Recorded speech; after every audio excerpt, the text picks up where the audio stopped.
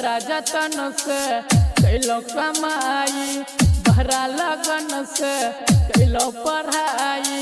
पढ़ाई में खर्चा भेलै मुठा के मुठा, नंबर काटी लेलकै मास्टरवा कोई रफूटा, नंबर काटी लेलकै मास्टरवा कोई रफूटा। बड़ा जतन से कैलो कमाई, बहरा लगन से कैलो पढ़ाई।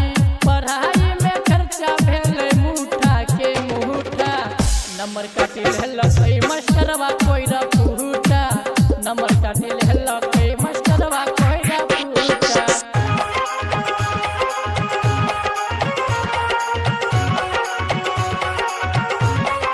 म्यूजिक बाय डीजे शिवा बरसा।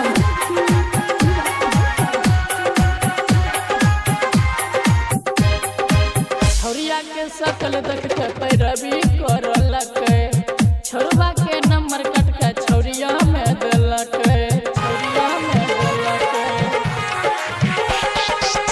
छौरिया के शकल देख के पैरवी करलकै, छोरबा के नंबर कट के छौरिया में देलकै। 2010 से खरीदलो हम कलम, ले लेलकै मास्टरवा कोरिया दिन भर के हरम। रात भर पढ़लो हम मेहनत करके हुथा, नंबर काटी लेलकै मास्टरवा कोई रफूटा, नंबर काटी लेलकै मास्टरवा कोई रफूटा।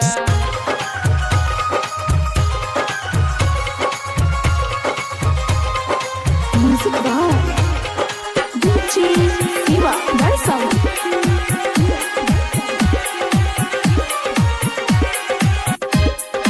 लॉकडाउन के वजह से होलै नहीं कमाई, तैयो विद्यार्थी सब कैलकै पढ़ाई, कैलकै पढ़ाई।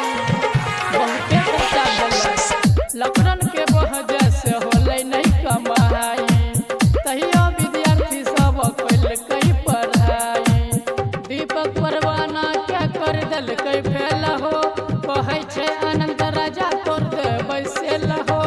जहिया पकड़बै साथ देबै घूठा घूठा, नंबर काटी लेलकै मास्टरवा कोई रफूटा, नंबर काटी लेलकै मास्टरवा कोई रफूटा। बड़ा जतन से कैलो कमाई, बड़ा लगन से कैलो पढ़ाई।